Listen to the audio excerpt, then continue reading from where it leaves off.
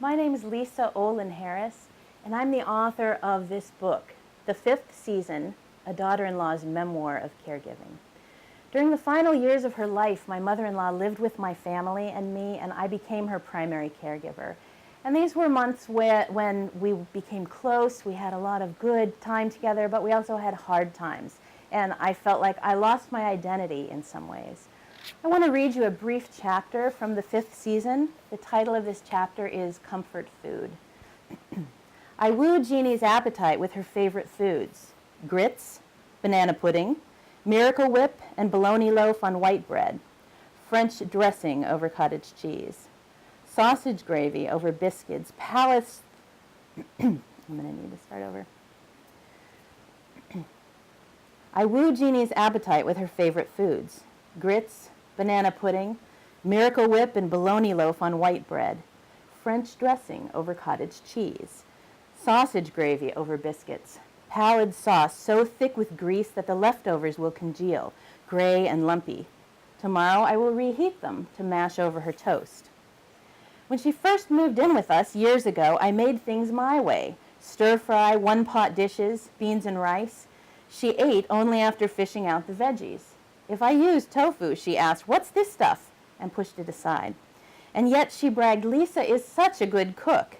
Years passed, and I learned to reserve a handful of raw veggies for her plate. She loved vegetables, as it turned out, just not my way. Back when I was Todd's girlfriend, Jeannie invited her minister and his wife, among others, to a dinner party. She cut the greens quickly with scissors and tossed the salad in a large trash bag. She made the entire meal a day ahead so that when the guests arrived, we were all relaxed and ready, and all she had to do was reheat. I remember chicken in a cream sauce that night, a salad with honeyed almonds and red onions. I remember the smell of garlic cheese bread rising as the minister said grace. I remember bringing the savory bread to my mouth and crunching in to find that instead of garlic bread under the melted cheese, she had spread Miracle Whip, warm and cloying.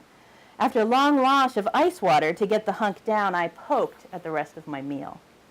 Once I had a ring on my finger, I volunteered to make the cheese bread whenever she cooked Italian. And when I had the Harris name firmly attached by vows to my own, I also picked the red onion out of my salad and laid it at the side of my plate. In recipes calling for milk, I now substitute heavy cream. Jeannie has lost 7 pounds in 2 weeks, and we're not sure why, except the doctor says the mass in her lungs 3 months ago, the size of the doctor's retractable pen clicker, is now the size of both his hands fisted, one over the other. What the tests will show, what the future may be, I do not know. What I do know is this: break the sausage apart as it fries in the pan. Sprinkle in flour to absorb the grease. Add heavy cream and stir until the sauce is thick and no lumps remain. Spoon the mixture over biscuits or toast and grind fresh pepper on top.